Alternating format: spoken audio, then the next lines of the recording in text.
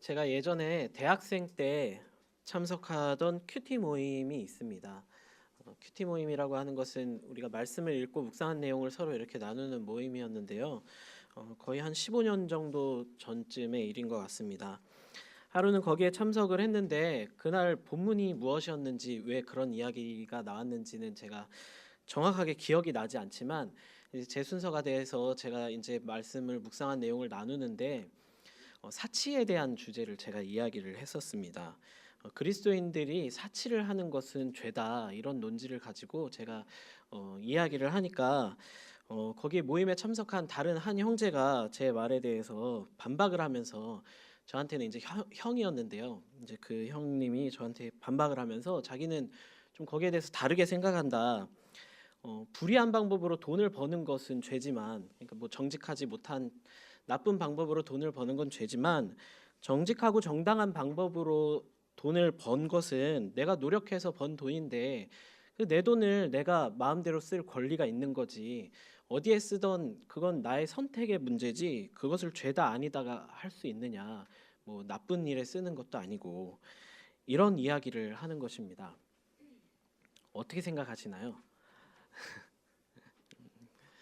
그러니까 그 형제의 이야기는 소득이 불이한 것은 뭐 죄지만 일단 정직하게 번 돈은 내 돈인데 내 취향의 문제지 어떻게 소비를 하든 그것을 이제 죄다 아니다 할 수 있느냐 이런 거죠.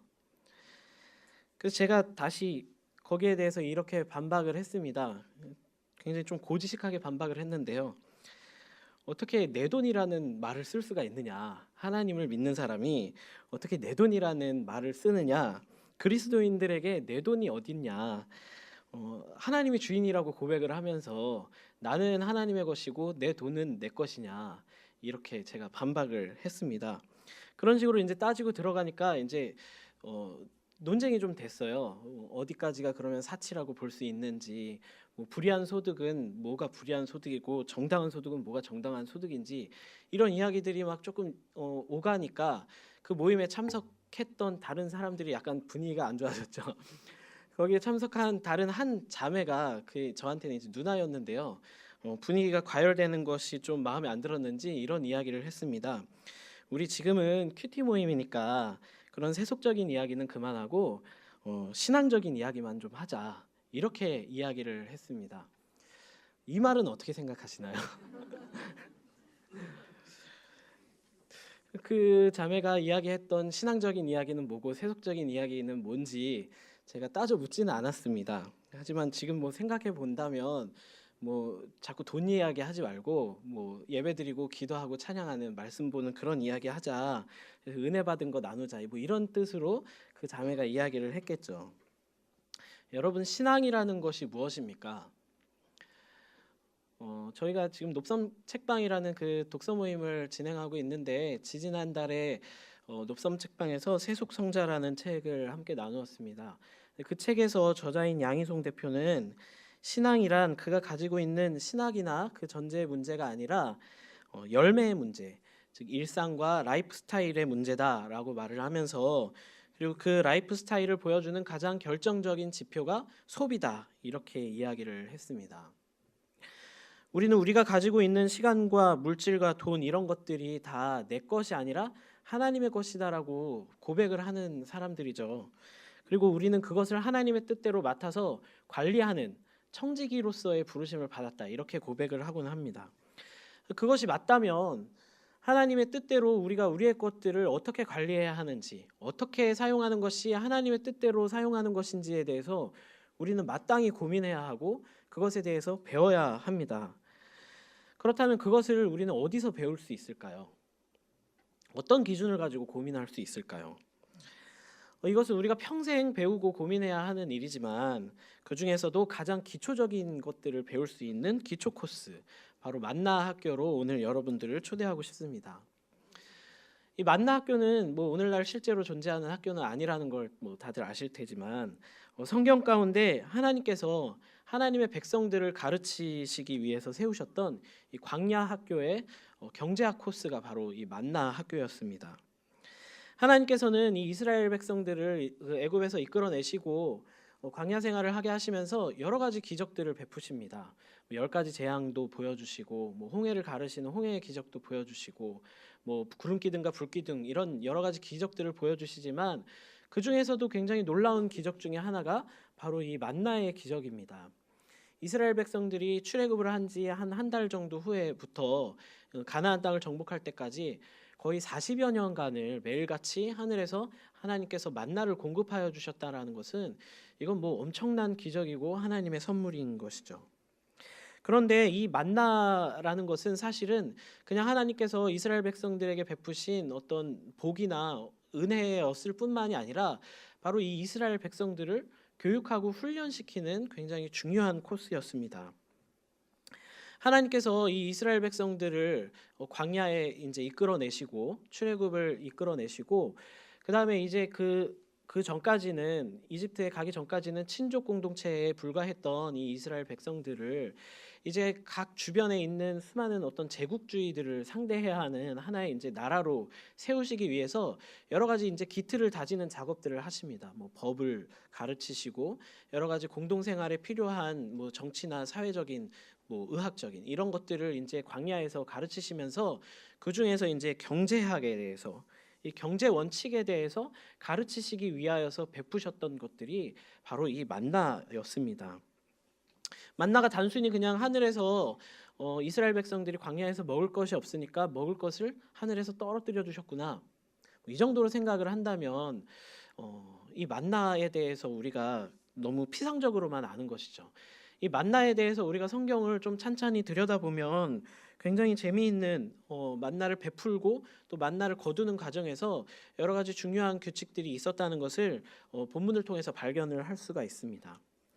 이를테면 만나는 각 사람이 직접 거두러 가야 했다라고 기록되어 있죠.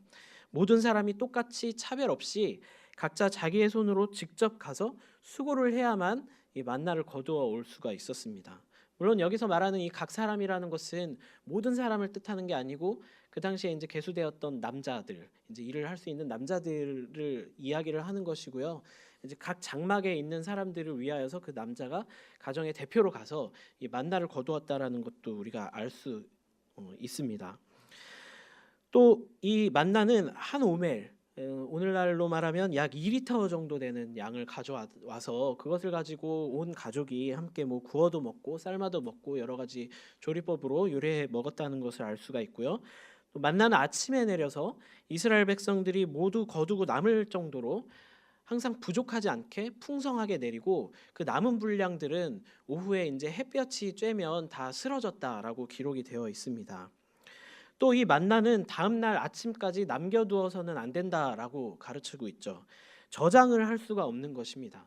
그래서 다음 날 아침이 되면 이 만나가 다 썩어서 벌레가 생기고 냄새가 났다라고 기록이 되어 있죠. 또 안식일에는 그 전날의 만나의 양을 2배를 거두어서 그 아침까지 다음 날 아침까지 남겨두어도 그 만나가 썩지 않았다라는 것을 알 수가 있고요.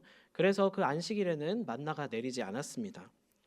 그래서 이런 여러 가지 것들을 하나하나 좀 찬찬히 살펴보면 사실 이 만나를 주시고 또 거두어 먹는 장면에서도 너무 유심히 지켜볼 만한 점들이 많아서 이것들을 또 조목조목 다 살펴보자면 사실 한 편의 설교 가지고는 이야기할 수 없는 분량이고요. 오늘은 그 중에서 한 가지의 특징, 만나를 저장할 수 없었다는 것.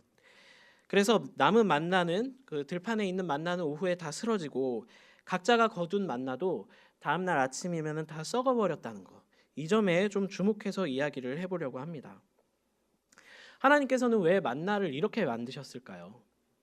이건 좀 자원 낭비 아닙니까? 음식물 낭비잖아요.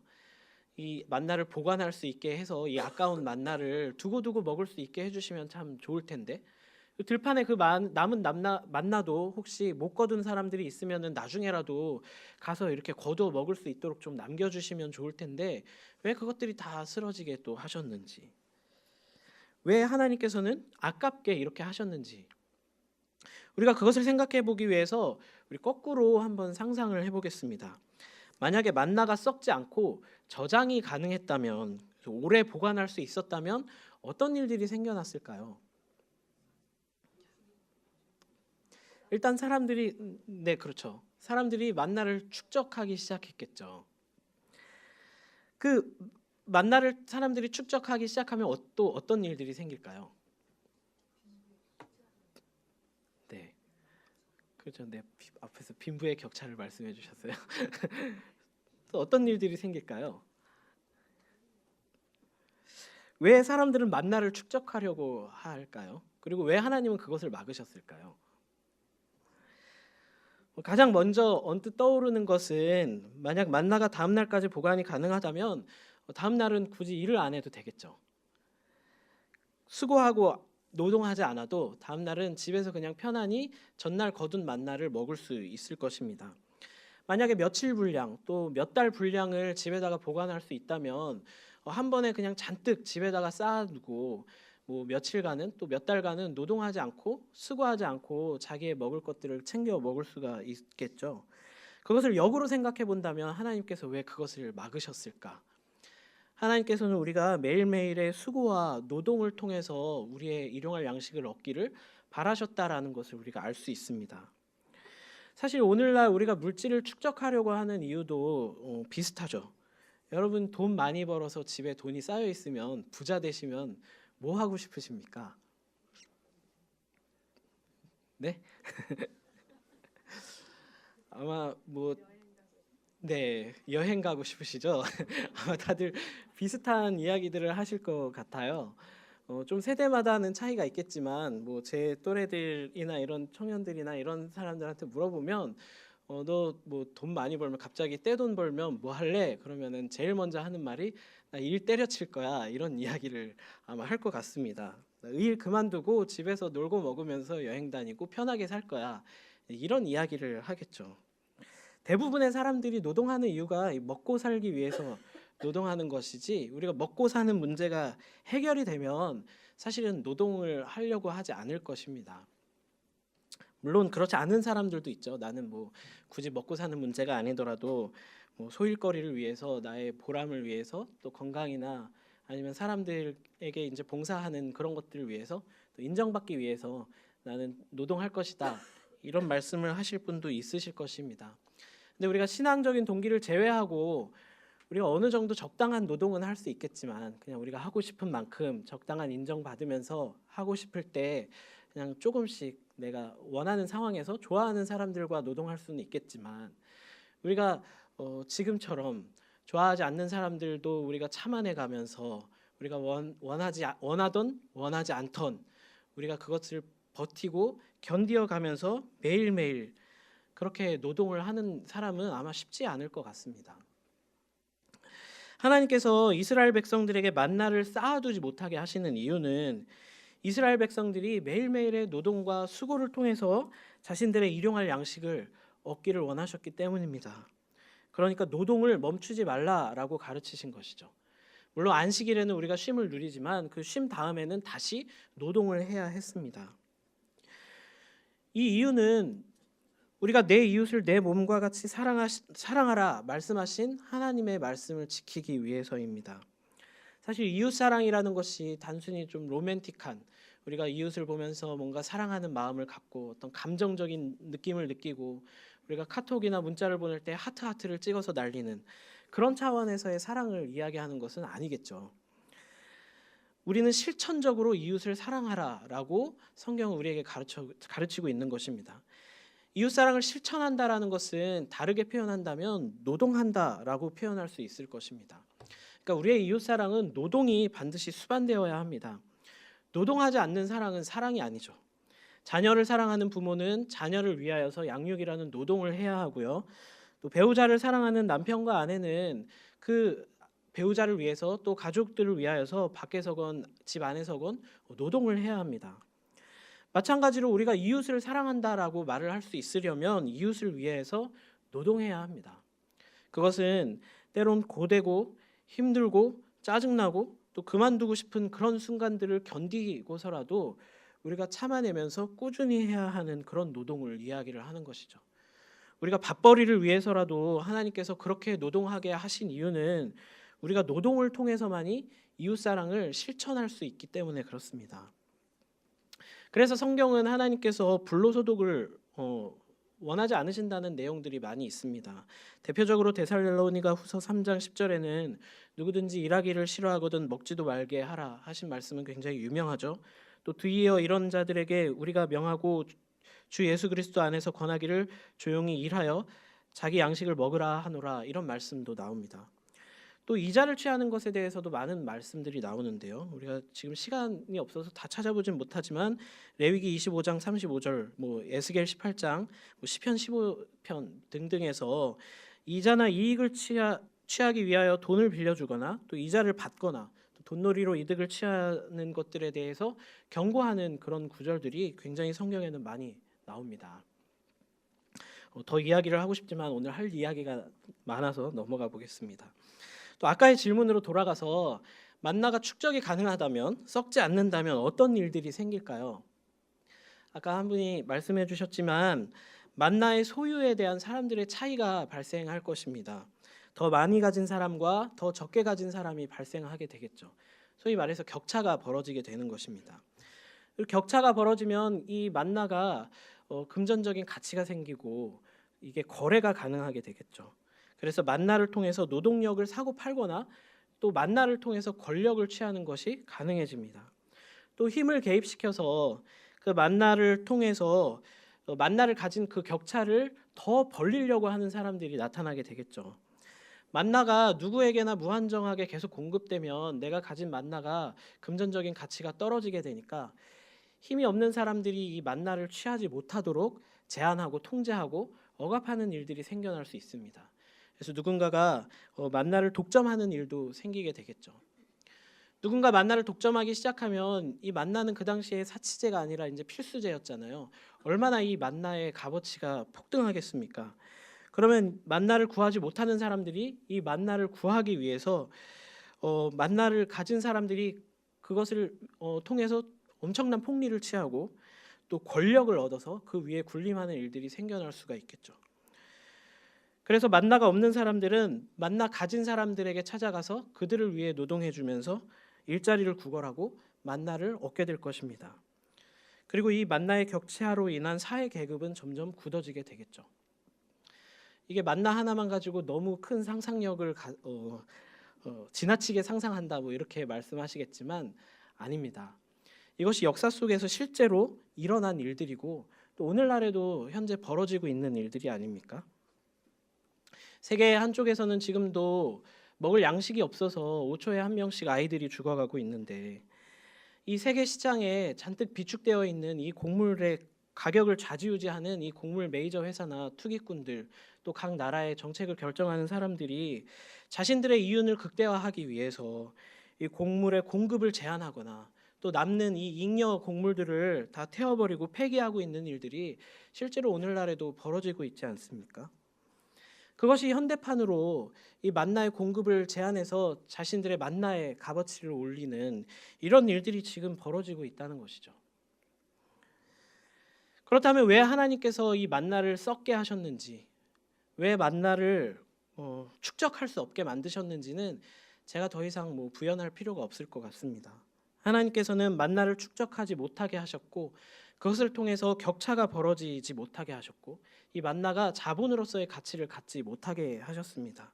원천적으로 봉쇄하시고 다음날 아침이면 다 썩어버리게 만드셨죠. 그리고 들판에 있는 만나조차도 누구도 사유하지 못하게 다 쓰러지게 하셨습니다. 다 먼지처럼. 제가 사실 오늘 설교 제목을 먼지가 되어 이렇게 정했다가 바꿨는데요. 네. 한 가지만 더 생각해 보겠습니다. 만나가 썩지 않는다면, 만나가 축적이 가능하다면 어떤 일들이 생길까요? 사람들은 내일에 대해서 불안해할 필요가 없을 것입니다. 만나를 잔뜩 집에다가 쌓아놓고 당분간은 안전하다고 생각을 하겠죠. 내일의 만나에 대해서 기대하거나 내일의 만나를 간구하지 않아도 될 것입니다. 만약에 내일에 만나가 내리지 않아도 크게 문제가 생기지 않겠죠. 잔뜩 집에 만나를 쌓아놓는다면 앞으로 만나가 당분간 내리지 않아도 나는 문제 없다고 생각을 할 것입니다. 이건 좋은 일이 아닌가, 나도 이렇게 하고 싶은데 이게 왜 문제인가요? 이렇게 반문하고 싶으신 분들도 계시죠. 글쎄요, 사실 저도 이건 좀 반문하고 싶습니다. 하나님께 따져 묻고 싶은 마음이 듭니다. 하나님, 인생이 참 불안하고 연약한데 좀 불안하지 않게 만나 좀 쌓아두게 해 주시면 안 되나요? 꼭 하루 벌어 하루 먹는 거 말고요. 어느 정도 안심이 될 만큼만 만나를 좀 축적할 수 있게. 갑자기 무슨 일이 생기면 그것에 대비할 수 있을 정도만 만나를 축적할 수 있게 해주시면 안 될까요?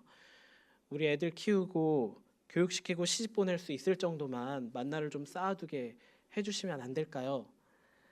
왜 일용할 양식만 주신다고 하셔서 어떻게 매일매일 같이 하루하루를 걱정하면서 내일을 불안해하면서 살게 하시나요? 제가 잔뜩 쌓아놓고 떵떵거린다고 하는 것도 아니고 그저 내일 정도 불안해하지 않을 정도만 만나 챙겨놓을 수 있도록 해주시면 안 될까요? 이렇게 하나님께 따져 묻고 싶은 마음이 있습니다.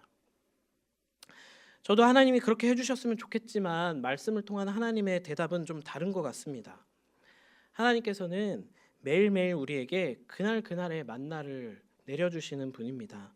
그리고 우리가 나의 삶에 대해서 내 힘으로 내 재물로 계획하고 대비하고 그 축적되어져 있는 그 재물로 인해서 우리가 안전함을 느끼는 것이 아니라 내일도 변함없으실 신실하시고 아침마다 새로우실 주님의 성실하심을 우리가 신뢰하고 바라보면서 안전함을 느끼기를 원하십니다.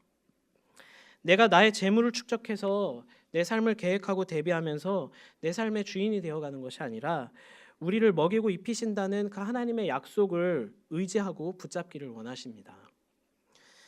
사실 이것이 쉽지 않죠.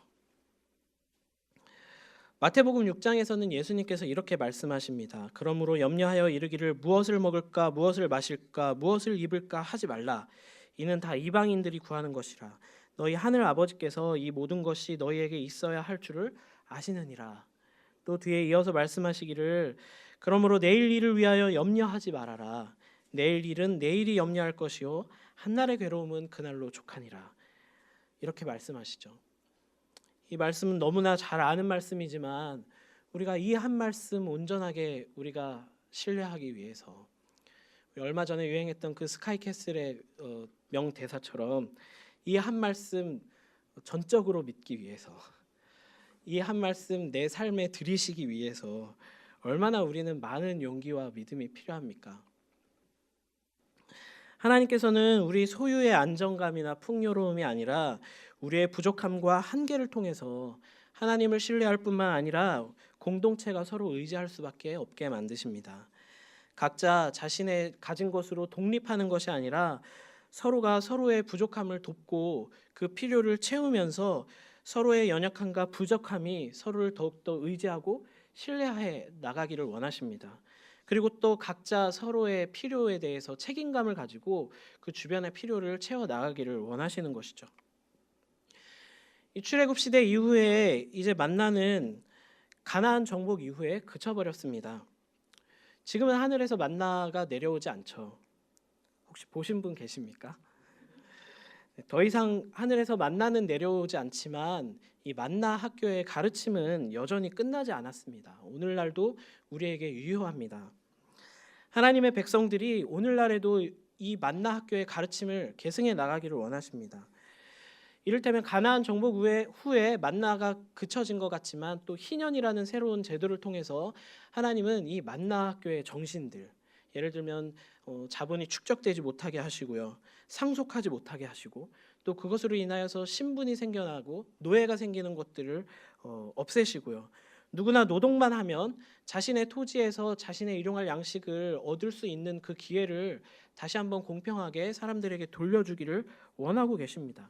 이런 희년의 제도들이 다 이 만나 학교의 정신들을 계승하는 것이죠.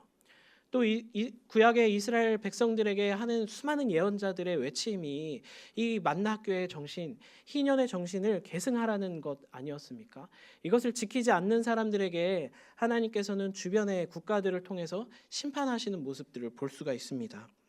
또 예수님께서 이 땅에 오셔서 처음으로 선포하신 이 예수님 누가복음 4장 18절 19절에 나오는 우리가 소위 말하는 메시아 사명선언문 도 이 희년을 선포하시면서 예수님께서는 희년의 정신을 계승하시는 분, 이 희년이 왔음을 알리시는 분, 예수님께서 하나님 나라를 선포하시는 것은 이 희년의 정신을 계승하라고 말씀하시는 것임을 다시 한번 예수님께서 말씀해 주십니다.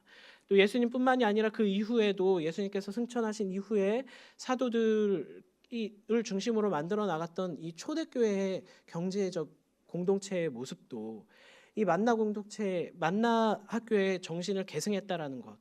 그러니까 각자 그 재산들을 자기의 것이라고 이야기하지 않고 각 사람의 필요를 따라서 나누어 썼던 이런 모습들을 우리는 사도행전의 말씀을 통해서 확인할 수가 있습니다.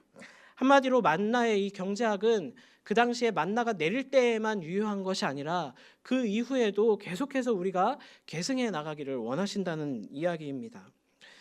하지만 오늘날 우리는 그 가르침을 올바로 계승하고 있습니까?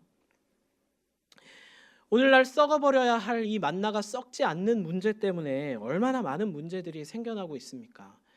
자본을 잔뜩 축적하고 수많은 불로소득들이 생겨나기 시작하고요. 경제 양극화와 계급화, 상위 1%가 전 세계의 이 재산의 절반을 차지하고 있는 이런 모습들. 노동하고 싶어도 일자리가 없어서 양식을 얻지 못하는 수많은 사람들.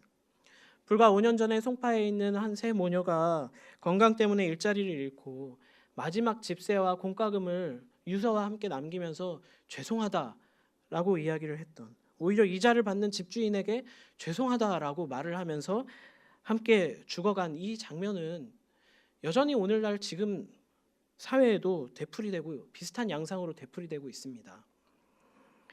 일용할 양식을 얻기 위해서 자신의 노동뿐만이 아니라 자신의 건강도, 또 자신의 그 감정도, 심지어는 자신의 생명까지도 거래해야 하는 이런 무자비한 자본 권력과 만몬이라는 이 우상이 득세하고 있는 이런 세상을 보면서 하나님은 어떤 말씀을 하고 싶으실까요? 이 만나가 축적되어서 벌레가 끓고 악취가 나는 이런 것들을 보지 못하고 냄새 맡지 못하는, 그래서 오히려 이 만나를 축적시키는 것이 삶의 목표가 되어버린 이런 사람들을 보면서 우리 그리스도인들은 어떤 삶을 살아야 하고 우리 그리스도인들이 하는 회심과 회개는 어떤 모양이어야 할까요?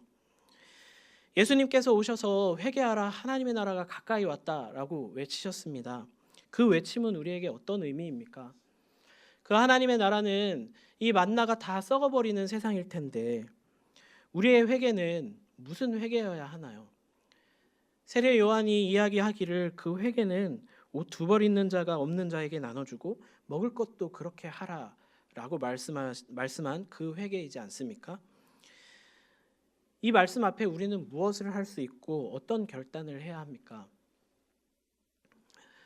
주일마다 이 3부 예배가 끝나면 청년들은 그날 들은 말씀의 내용을 가지고 그룹별로 모여서 토론과 나눔을 하는 시간을 갖습니다. 오늘 이 말씀을 듣고 나서도 토론과 나눔을 하겠죠.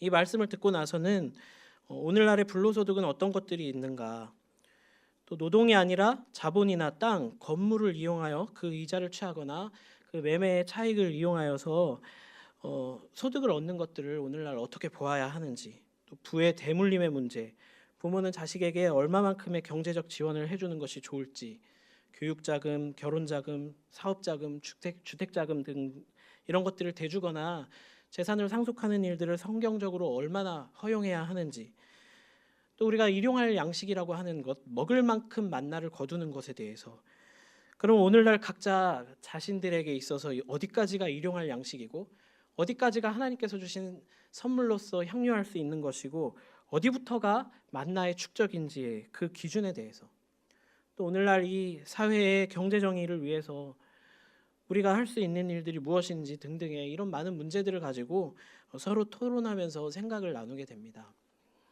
이 이야기들을 드리는 이유는 청년들뿐만이 아니라 사실 오늘 설교를 들으시는 모두가 이런 문제에 대해서 치열하게 고민하셔야 합니다. 청년들처럼 그룹별로 모여서 이렇게 나눔을 토론을 하기는 어려우시겠지만 각자 처해 있는 그 경제적인 상황과 또 삶을 두고 치열하게 또 고민하고 결단하셔야 합니다. 또 회개하셔야 합니다. 필요한 부분이 있다면 어떤 부분을 고쳐야 하는지 내가 철저하게 성찰해 보아야 합니다. 사실 여러분들 다 세례 받으셨잖아요. 세례 받으시기 전에 이거 다 해야 하는 일이죠. 예전에는 이걸 다 해야만 세례를 주었습니다. 이게 불편한 사람은 사실 하나님 나라에 들어가기가 낙타가 바늘구멍에 들어가기보다 어려운 일이죠. 이건 제 얘기가 아니라 예수님께서 하신 말씀입니다. 필요하다면 믿음의 동역자들과 함께 삼삼오오 모여서 이 부분에 대해서, 이 문제에 대해서 서로 고민하고 나누어야 합니다. 신앙 공동체라고 우리가 함께 모여 있는데, 그래도 신앙 공동체에서 우리가 짧게는 몇 년, 길게는 몇십 년 동안 신앙생활을 하시면서 이런 신앙과 삶의 문제에 대해서 치열하게 나누고 토론할 그런 동역자 없다는 건 굉장히 안타까운 일이죠. 우리는 그렇게 이 만나의 정신, 만나의 경제학을 계승해야 합니다. 이제 오늘날의 만나들은 더 이상 썩지 않게 되었습니다. 축적이 가능하게 되었죠. 그렇지만 그 만나가 더 이상 축적되지 않게 하고 날마다 누구에게나 새롭게 내리는 만나로서 다시 이 사회에서 그 만나의 역할을 하는 것은 이제 하나님께서 강제로 하시는 일이 아니라 바로 청지기의 사명을 맡은 우리의 몫으로 남겨졌습니다.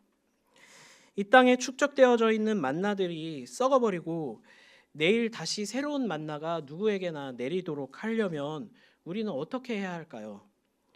힘 있는 자나 없는 자나 잘난 자나 못난 자나 누구나 각자 자신의 몫의 노동을 할 수가 있고 또 그 몫의 대가로 자신의 가족의 일용할 양식을 얻을 수 있는 그런 세상. 하지만 그 일용할 양식 그 이상의 것들을 축적하지 않고 나머지는 서로가 그저 서로의 필요를 채워주는 그런 공동체가 있는 이런 세상을 만들어 나가는 일에 우리 그리스도인들이 헌신되기 바랍니다.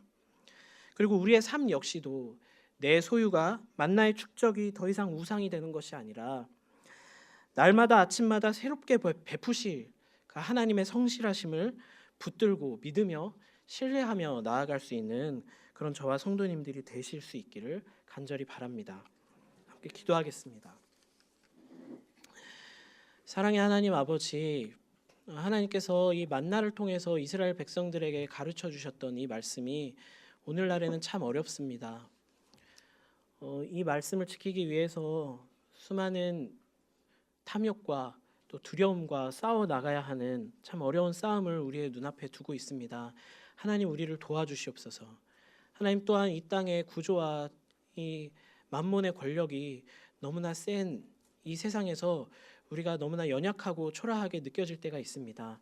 하나님 우리가 함께 모여서 이것들에 대해서 고민하고 이야기하고 우리가 작지만 하나님 나라의 겨자씨를 심어나갈 수 있는 저희들 될 수 있도록 주님 도와주시옵소서.